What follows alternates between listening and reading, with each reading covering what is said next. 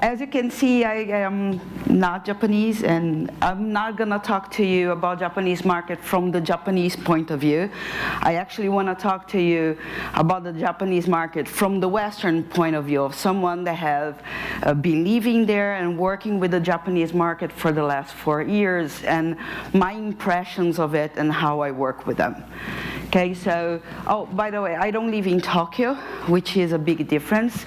I live in a place called Sendai, and this photo is from Sendai. It's actually my favorite place where all the bars and restaurants are, so I'm good to party.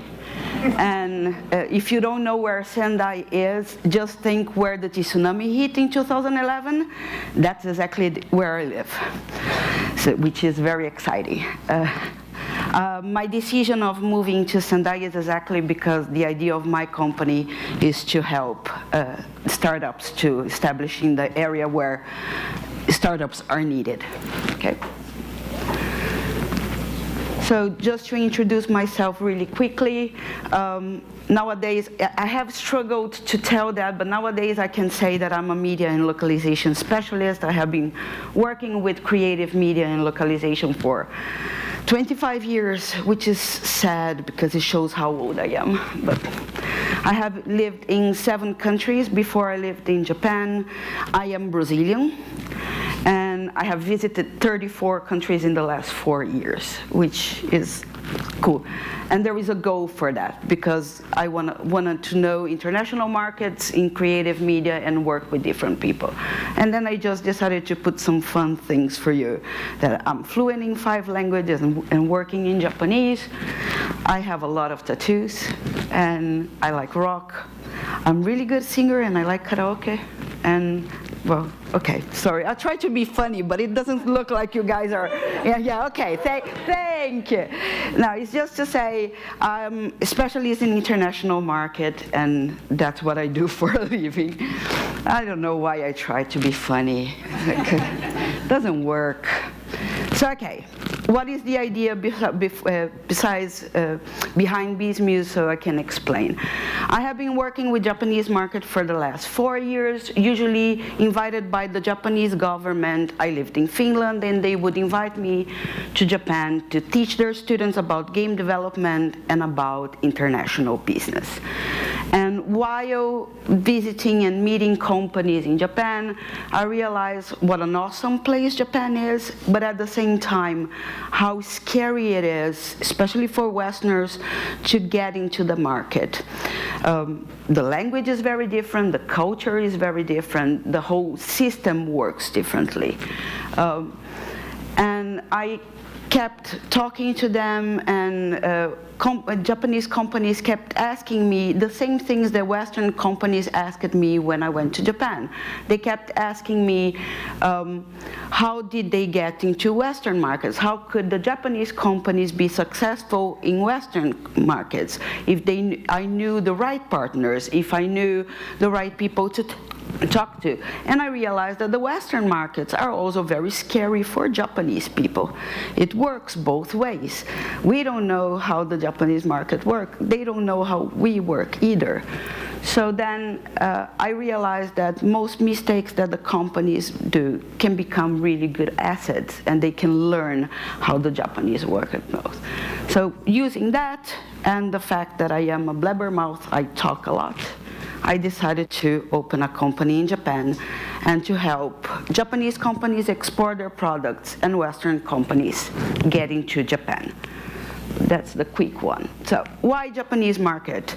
The Japanese games market is the 3rd biggest in the world. You can get data fairly easy online. It's really good. So 52% of the gamers in Japan are mobile gamers. Differently from India, and using my colleagues' thing, the Japanese have really high-end mobile devices. Internet is really easily accessible in Japan. Everybody has Wi-Fi. and the monetization is really strong in Japan. Japanese people like spending money, and they like engaging in the game. They are very different from other audiences. The cool thing about them is that if you have a Japanese user, he becomes a really good fan of your game. He's gonna spend a lot of money, and he's gonna spend a lot of time in your games. I'm gonna explain a little bit later how the sessions work. They are slightly different, but they are a really good audience to engage on. And they really love casual games and RPG. And there are very cool differences about the market there. And I don't know where Chris is. I'm trying to talk faster because we were already late and I wanted to be nice this time, but okay. The mobile market specifically. So these are some data for you to get. The revenue in mobile market is rising rapidly. It's about to be raised. The growth is not that big because they already are on their limit of sales. But what the Japanese markets are trying to do now, and which makes it a good timing, is they are trying to open for international apps. The whole idea is the market with the companies they have now, they already generate everything that they can generate, and they want to bring international games and international apps to the country to explore this market so people can spend more. The really cool part is that the ARPU, it's about $90 per user per month, okay? And I know users that spend a hell lot of money more than that. And one interesting thing, most of the Japanese games, they get really good revenue in China because the Chinese people really love Japanese culture. An interesting story, just a break. I went to China to judge mobile games, and there were Chinese mobile games developed in China with Japanese art and in Japanese language because they wanted to, and they put subtitles in Chinese for the Chinese users. So there is a really cool, interesting place of overlap between China and Japan. Now comes the part that I wanted to get, and I ran because I want to do that. So why most Western games are not in Japan or are not successful in Japan? And why are your games not there? What you're waiting for it? So the big and scary Japan, the problems are, the pros is, if you have a mobile game, if you work in mobile game, and this is a mobile game conference, so I imagine all of you do, that's the place for you. Okay, they have the best paying users, they have very dedicated users. There is a large amount of users. Of course, they don't have as many people as in China, but they have a very good amount of users, excellent internet connection, so you wouldn't have a problem with that, and you can make quite a lot of money while you're working in Japan. That being said, you have to localize. Similar to other Asian countries, most Japanese people, although a lot of them understand, they can read and they can write in English. They cannot speak English really well, but they can read and write. They are scared. They are mostly very scared of working with English. They feel a lot more comfortable and immersed in the game if they can do it in their own language. So localizing is very important. Besides that, it's not only the language. The Japanese people, they don't, well, how can I put that? Not everybody in Japan actually is very aware of Western culture. They do not always, they are not always exposed to Western culture. And I have many discussions with friends in Japan that I ask, well, I can give you an example. My colleague from Japan that came to a conference, I talked about Jack Nicholson with him, which turned to me and said, who is Jack Nicholson? Which for me was, what? he didn't know. It's not a common reference for them. Certain actors or certain cultural aspects are not very clear for Japanese people. So it's very important that you check that everything in your game, all the jokes, all the little things that make your game special or fun, are very clear for the Japanese market as well, that they can understand why is it there. The other thing that is very important is that the marketing approach for Japanese market is very different. It has to be done upfront with local partners in the tools that they are used to. Although they have Facebook and Twitter and Instagram, the way the marketing is used in Japan is different. Not most Japanese are not very interested in Facebook to begin with. They like Instagram and Twitter very much. So if you go and do all your marketing in Facebook, you're not going to reach the same amount of people there. The other thing is that Japanese markets are used to propaganda way before the game is actually out. They want to see the ads before they can actually reach the game, which is a weird concept for Westerners. We are used to doing the propaganda at the same time. So it's very important to work with a local partner that can give you the right insights for the marketing. And then it comes the part that I like the most, gotcha, gotcha, gotcha. In Japan, there is a thing called gotcha. I think you guys seen this in different places. Have you seen these machines that you have the balls with little toys inside and you put a coin and you turn and this is gotcha. The Japanese really love this, and they really love the system of surprise, that I can give some money and I can get something from the game that I'm not choosing necessarily. It is a random chance award. So if you put this kind of things in your game, they really love it. The other thing is that Japanese audience is used to events. They're going to spend a lot more money if your game offers different kinds of events, different kinds of competitions that can engage the users further. So for you to just put the game on iOS and Google Play and wait for it to get downloads, the users will lose interest if there isn't anything going on weekly or monthly so they can follow up.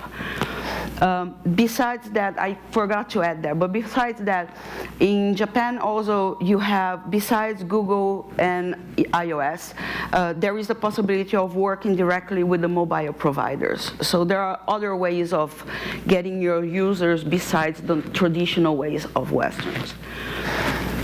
One thing is that most of the Japanese users are female users, differently from India. It's balanced as it is in other countries, but the thing is the men work 15 hours a day, and usually they don't have much time to play. Men are gonna play 2-3 minute sessions in their coffee break or during their transport to home, transit to home. Women, they play more often, especially if they are housewives. So there are a very good market if you focus your game on cute and casual and very interesting games for women, which is something that a lot of companies have been trying to do and not always successful in Western companies. I'm very sad that Martine is not here. My colleague Martine Spence were here before. She's a specialist in games for women. She would be good to comment on that. But these kind of games are very, very successful in Japan. And Japanese like IPs. So if you can make a game that has a very famous IP, they're gonna consume it like crazy. They really love famous IPs. Yay, I'm on time. So, okay, as you can see, there are a list of different problems that you can have. There are actually quite easy solutions for things as well. So, the idea that I had of coming talking to you about Japanese market is because the timing is very right now. The Japanese government is investing very heavily in having international companies in Japan.